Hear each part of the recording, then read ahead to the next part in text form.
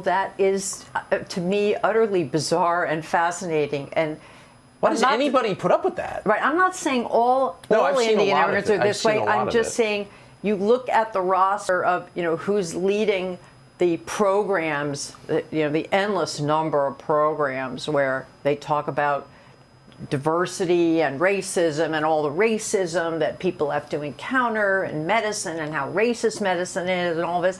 And you see these brown faces or you see these Asian faces and you think, literally you think, so you're coming from your country, which you're implying is equal or better than our country.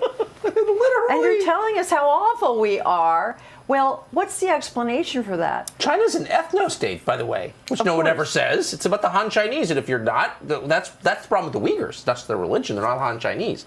Whatever. I'm not even judging. I'm just saying people from there have no right to judge the United States. But they very much feel that they do. And so take, the Brahmin women who come from India and they climb the ladder, they get the best education, we give them every opportunity, and they turn around and lead the charge on we're racist, we're an awful country, we need reform, our medical system needs reform. Well, here's the problem. They're taught that they are better than everybody else because they are Brahmin elites, and yet on some level their country is a shithole, excuse my language. Okay, it's not providing them with the opportunities that they feel that they deserve, and which in many cases they do deserve.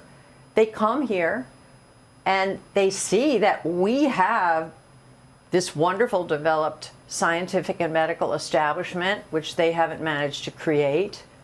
They realize that, we've outgunned and outclassed them in practically every way. And what do they feel? Well, they're very proud people. They're a shame culture. And they feel anger, they feel envy, they feel shame. I think the role of envy and shame in the way that the third world regards the first world is underestimated. I think you're exactly right. It's never talked about. No, and you've been really penalized for talking about it. And it creates ingratitude of the most monstrous kind. I feel like asking some of these people, like, why did you leave your country? Why are you here? Have you asked that? Well, it would be considered not just a microaggression, Tucker. It would be considered a macroaggression. You don't ask people that sort of thing. Why?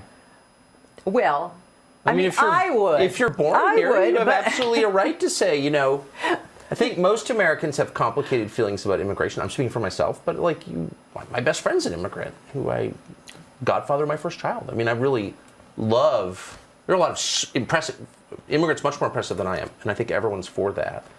But part of the deal is, you don't show up in someone else's country and start attacking them, right? That's just bad manners. Why can't you say that?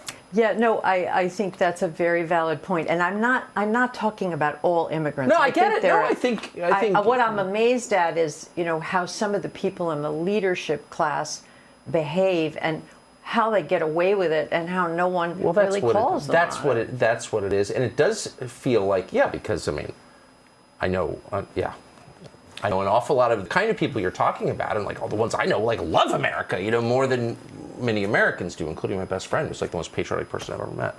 But